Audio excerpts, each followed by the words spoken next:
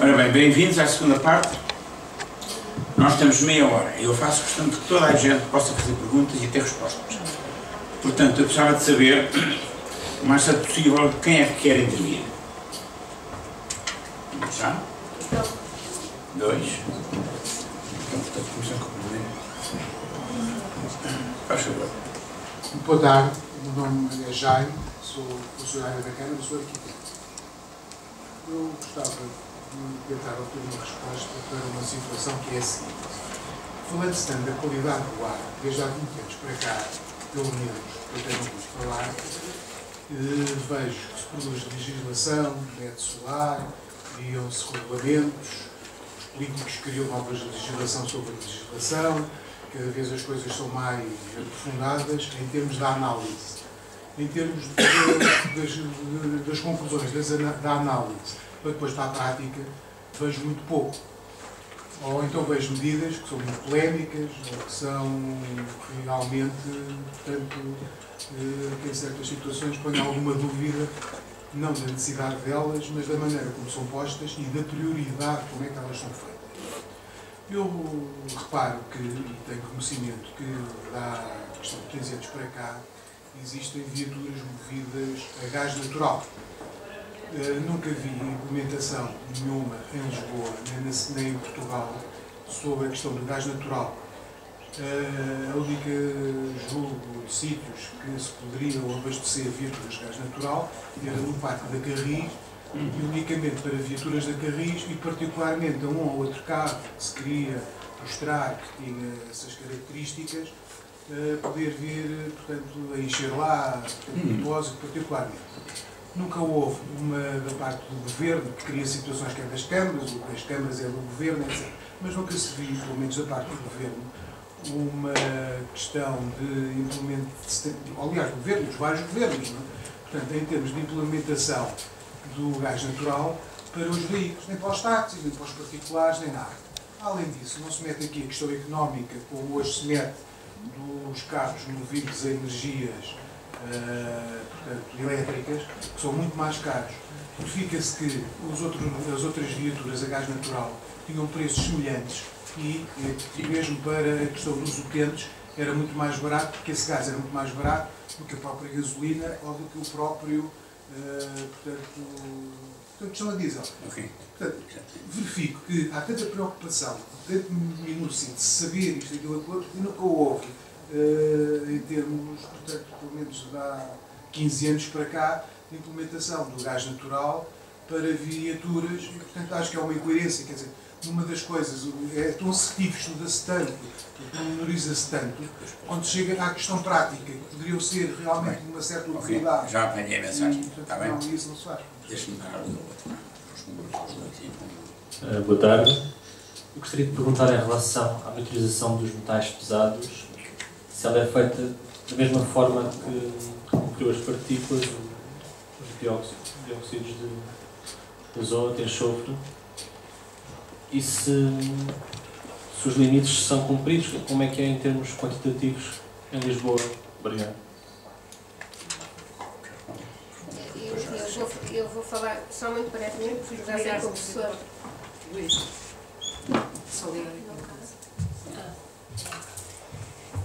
Relativamente às medidas, e sobre aquilo que referiu, queria só dizer que houve uma medida no programa de execução e que, lamentavelmente, não teve até à data nenhuma evolução relativamente à fase dos estudos que estava previsto serem elaborados após a aprovação do programa de execução, que era a implementação de vias de auto-ocupação nos acessos a Lisboa, e que, se consultar o programa de execução, a medida, as vias de auto-ocupação seriam para veículos com 2 ou mais ocupantes e para o veículo elétrico. Esta medida, contudo, previa, em termos de calendário, previa um conjunto de estudos para avaliar a viabilidade da sua execução e também para selecionar a via onde seria implementado, o acesso onde seria implementado numa fase experimental, essa medida da responsabilidade do INIR. Os estudos todos foram efetuados, o corredor foi selecionado, os estudos terminaram há mais de um ano. Obviamente, a implementação da medida carecia de uma aprovação da tutela e até à data não teve qualquer evolução. Portanto, em termos de programa de execução, havia uma medida que contemplava o veículo elétrico. Relativamente às medidas relativas ao gás natural, posso só referir que no programa de execução havia um conjunto muito diverso de medidas que foram mais tarde depois detalhadamente avaliadas, e uma delas foram as questões relativas ao gás natural. Posso dizer que no âmbito dos trabalhos do grupo que esteve a acompanhar o programa de execução, houve uma reunião só dedicada ao gás natural e em que convidámos diversas entidades a estar presentes, e se chegou à conclusão que não havia viabilidade para a sua implementação e para ela constar do programa de execução, exatamente pelas dificuldades do abastecimento em termos da rede de distribuição em Lisboa. O engenheiro Pedro Gomes, que acompanhou por parte da Universidade enquanto consultor da CCDR, e que pode falar melhor do que eu sobre este processo, mas de facto foram medidas previstas no plano, mas depois não foram medidas contempladas no programa de execução, exatamente por estas questões. Só dizer que também é preciso algum cuidado com a implementação ou a utilização do gás natural assim de uma forma mais generalizada, porque tem outras consequências em termos de efeitos das concentrações de NO2. Mas, de qualquer forma, o engenheiro Pedro Gomes pode dizer mais alguma coisa sobre isso. Sobre a monitorização dos metais pesados, ela não é feita de uma forma regular, até porque a própria diretiva não obriga. Portanto, os valores estabelecidos são valores-alvo, não são valores limite. A avaliação que fizemos há cerca de 5 anos, mais ou menos, atrás, não revelou valores elevados dos poluentes definidos na diretiva das concentrações de metais pesados. Há 2 anos atrás, tornámos a fazer em Lisboa, na estação de Benfica, uma campanha do Pai Pires, na zona sul. Uma campanha de metais pesados que abrangeu uma matéria muito completa de compostos, e as concentrações avaliadas foram muito baixas, portanto ficaram muito abaixo daquilo que nos obriga a ter uma avaliação mais regular. Portanto, o que até agora temos que fazer é, periodicamente, fazermos avaliações no sentido de verificarmos se estamos ou não abaixo desses valores-alvo. E não há equipamento automático para fazer a avaliação destes poluentes, portanto eles têm mesmo que ser feitos através de campanhas.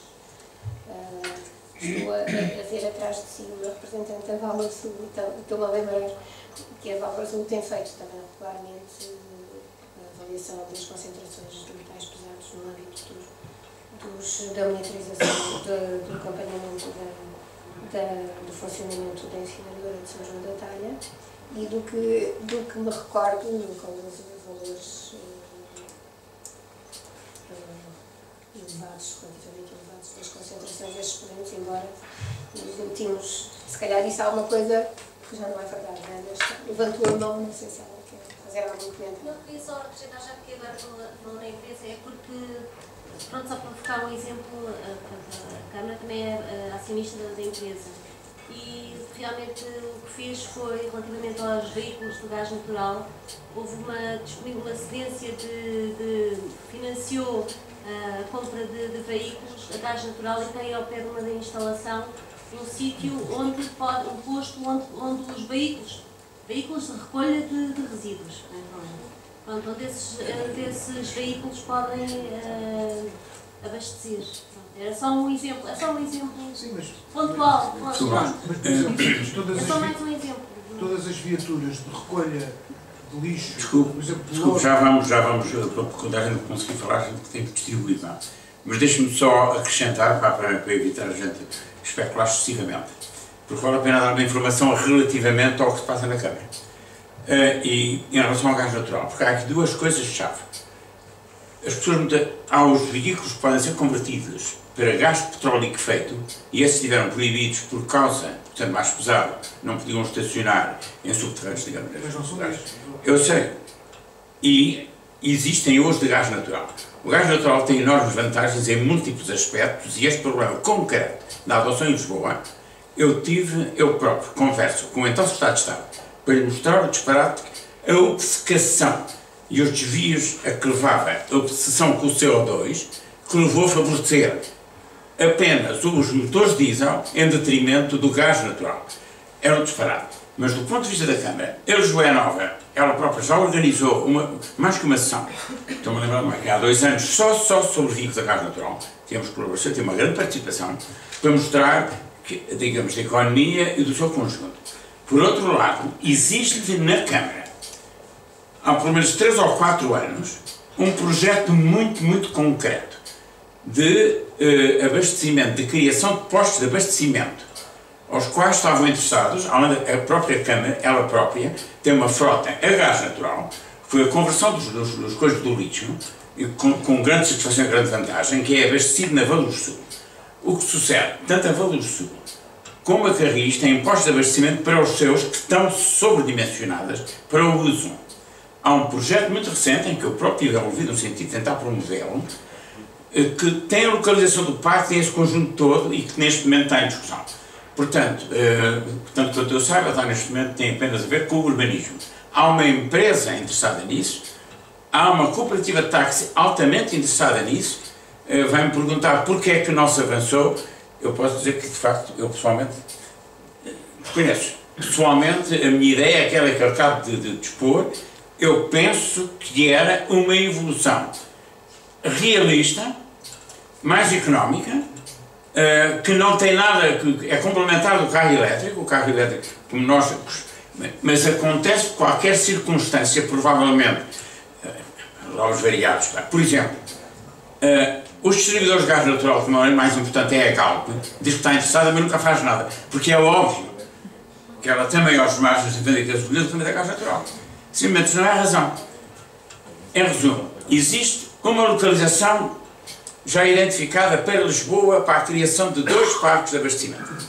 Existe uma cooperativa de táxis altamente empenhada. Existe uma associação portuguesa do gás natural, que eu já não sei o que eu possa dizer, porque de facto não depende de mim. Se dependesse de mim já estava feito. O que depende de mim é de facto a aproximação de ter essa empresa, que já apresentou propostas à Câmara, que já teve a aprovação de princípio do vereador de Sá Fernandes. Bom, agora a Câmara é tão grande, não me perguntem, porque eu também, devido às provas de produção, entre outros, estou limitado fisicamente na minha atuação física e que tenho tido este tipo de condicionamento. Mas, portanto, isto é para situar o problema. Acho que tem razão. Porque é que não se fez nada? Tem-se feito. Não tem sido publicidade e, por qualquer circunstância, as pessoas acham que o gás natural, como emite algum CO2, que é o inimigo público número 1. Já agora, só para acrescentar, a história da opção pelos motores diesel, porque emitem menos CO2 por gás natural, por quilómetro, tem uma data de efeitos perversos. O diesel tem maior rendimento porque tem maior temperatura de combustão, entre outras coisas, e tem as condições favoráveis a maiores emissões de NOx. O grave problema que nós temos agora é o NOx, e são as partículas, porque a partícula, sobretudo as PM2,5, são, na verdade, têm dimensão praticamente de uma molécula. Vão para os nossos pulmões como se fosse ar, e depositam-se. E como têm um poder de absorção, que já foi referido, e bem, de facto são um transporte de contaminante extremamente perigoso. Não é? Portanto, nós devíamos tornar as partículas, sim, um inimigo público no mundo na situação atual. Sobretudo essas pequenas que resultam destes motores de combustão, muitos deles extremamente sofisticados do ponto de vista de emissões de CO2 e rendimento térmico, mas que têm estes efeitos secundários. É assim, digamos eu, apenas para sublinhar que às vezes esta visão estreita de achar que há um inimigo público número 1, a gente esquece que são os inimigos públicos número 2 e número 3 e número 4 e número tal, porque são mais importantes no seu conjunto, que é aquele em que nós tocamos a atenção da opinião pública, em certa medida, com intuitos talvez não conscientes, mas pelo menos inconscientemente manipulatórios. Não? Portanto, isto era para tentar situar a posição da Câmara, tanto até o meu conhecimento neste tema. Mas não sei. Queria só deixar só mais uma... Eu agora pensava, visto toda a gente, mas eu volto aos primeiros se houver espaço. Queria só deixar uma nota relativamente ao gás natural. Fez parte quer da Associação Portuguesa do Veículo Gás Natural, quer as associações de transporte, quer a Lisboa Gás, no grupo de trabalho que fez parte do plano de melhoria da qualidade do ar e do programa de execução.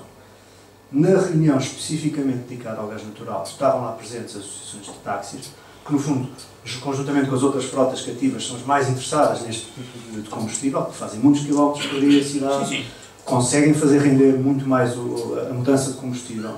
O que acontece é que, na altura, o responsável, e acho que ainda é, que é a Lisboa Gás, pelo abastecimento de gás natural na cidade de Lisboa, quando foi posta a questão de, ok, não há uma rede de abastecimento, era necessário instalar em cidade de Lisboa uma rede de abastecimento, e eles disseram que não estão interessados. Na altura, isto foi em 2008, 2009. E a medida caiu aí, porque a partir do momento em que não há quem é responsável pela instalação de uma rede de abastecimento não quer fazê-lo, quer dizer, não vão ser as pessoas a ter que ir a Cabo Ruivo ou a ter que ir a Valor Sul com o seu veículo, táxi que seja, um veículo particular, depois ir lá fazer o abastecimento da viatura. Foi só por isso é que a medida na altura caiu, não foi por nenhuma questão mais política. Deixa eu agora comprovar. É por este facto que, de facto, a estratégia que seguida, que eu tenho, enfim, acompanhado na medida do possível, é aproveitar para já a capacidade sedentária que existe na Valor Sul, que não permite abastecimento público, pelo menos abastecer um conjunto vasto, nomeadamente a Câmara e outros veículos, e na Carris. E mais, e depois isto criar o mercado que permitirá depois fazer a distribuição. Por sua vez, há neste momento novas técnicas de distribuição do gás natural que não exigem as pressões extremamente elevadas. Eu acho que o exemplo mais acabado que posso dar é o desta garrafinha que eu trago aqui, que é o oxigênio líquido, e que consegue manter-se líquido a baixa temperatura. Portanto, reduz a pressão necessária. Portanto, é uma nova tecnologia que permite, que dá enormes possibilidades na utilização mais generalizada do gás natural. Mas pronto, o gás natural, mais de intervenções. Eu depois volto atrás, volto a todos, que se souber tempo. É mais uma informação do que propriamente uma questão. Nós temos um trabalho, eu trabalho no Desenvolvimento Mecânico e há 30 anos tivemos um trabalho, um projeto, que agora o estamos a repetir na cidade de Lisboa e Margem Sul, com indicadores biológicos.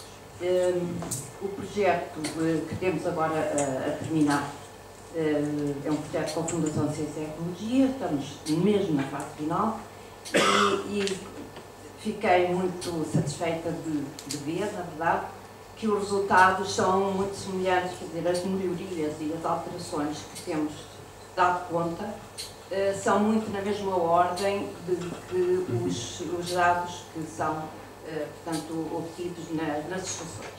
Nós temos cerca de 90 estações, quer dizer, correspondem a estações, portanto temos uma malha muito mais apertada e as condições, Lisboa tem uma diversidade muito boa de líquenes, que neste caso são líquenes hibrióticos, e temos uma melhoria acentuada na diversidade.